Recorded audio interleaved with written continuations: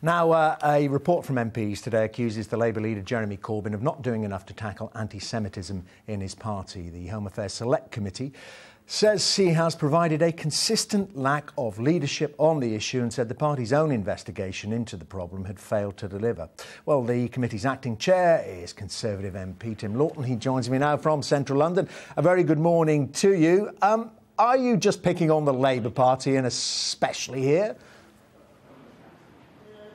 Absolutely not. Let's make it clear. This is a report into anti-Semitism within society in the UK and within politics, and we looked at all the political parties. We had representatives of all the political parties, mostly all the political leaders in front of us. It's a cross-party select committee. The report was unanimously endorsed by Conservative, Labour and SNP members of that committee. This is not about trying to score points off Jeremy Corbyn, and I'm disappointed that it seems to be accepted by him in that manner, because that doesn't do any of us any good.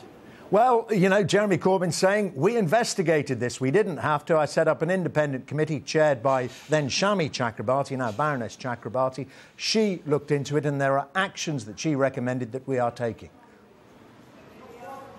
Well, as we say in the report, I'm afraid there's serious question marks about whether the Chakrabarti independent report is worth the paper it's written on. This was an independent report. We paid tribute to Jeremy Corbyn for commissioning it.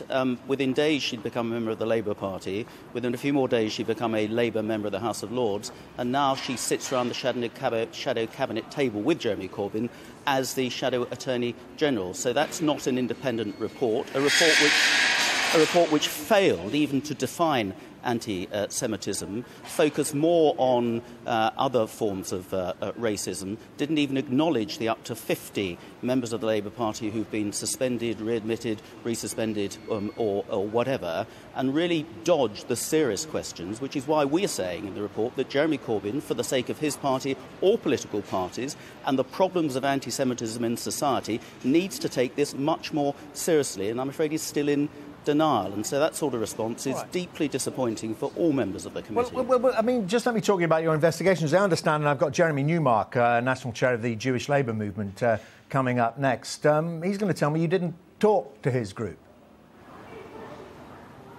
We had a seminar with all the political parties, friends of Israel and of Palestine. We went out of our way to accommodate all the different parts of the different political parties, and we had lots of evidence. We had more evidence in front of us from Labour Party members and MPs than any other parties. So we went out of our way to give the Labour Party the opportunity to have their voice. We had the leader, Jeremy Corbyn, in front of us for an extensive session. So, and when I took over this committee, we had a draft report which hadn't at that stage actually looked at the Conservative Party or the Liberal Democrat Party. I made sure we had Tim Farron in front of us, and then we had Sir Eric Pickles representing the Prime Minister in front of us last week. So this really could be seen to be looking at all the political parties. But there is a particular problem within the Labour Party of anti-Semitism at the moment, and just continuing to be in denial about it does not help anybody.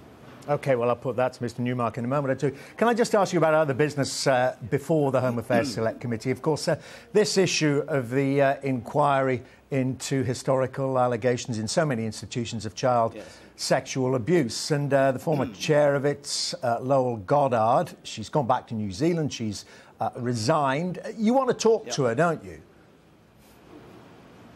We do, and the previous chairman wrote to her after she resigned early in the summer, saying that we really would benefit from having her in front of the committee to give her reasons for why she has left, and it's not helpful for this very important inquiry, and also to analyse her criticisms of the way the inquiry was going. She refused to come in front of us. She eventually produced a 5-page and rather subjective letter, and there are various parts of that letter which don't hold water, frankly. Now we've had these further allegations covered in the Times in the last few days. I've written to her again saying we really would like to have you in front of the committee, and frankly, if you don't like the allegations made, this is your opportunity to put your side of the story. We'll do a video conference link with her in New Zealand, and I hope she will take up that offer. This inquiry is too important to allow these headlines about key people within the inquiry to undermine it and to overshadow it, and we want her side of the story. And you also want to talk to, don't you, the senior civil servant who was sitting beside the Home Secretary, Amber Rudd, when she gave evidence to your committee about why Lowell Goddard went, and she more or less said to you that she went back because she was homesick. Yes, and clearly there was a lot more to that story. We had the Home Secretary and Mark Sedwell, the Permanent Secretary, the Chief Official at the Home Office, in front of us a few weeks ago. I questioned them about the departure of Lowell Goddard. Mark Sedwell, who has been the Permanent Secretary throughout the whole tenure of the inquiry, did not offer any information about problems that may have been going on within the inquiry that surely the Home Office would have known about, and certainly these further stories coming out in a national newspaper have led me to question who knew what about what when, and that's why I've asked for him to come back in front of our Select Committee on Tuesday. We're also seeing the new chairman and other panel members to answer questions about did they know more about Lowell Goddard before the whole thing came out into the open over the summer, and what were they doing about it. And it's just really important that we restore confidence in what is a really important inquiry to get to the bottom of why systematic historic child abuse happened to so many thousands of young people over so many decades, and that important work must carry on.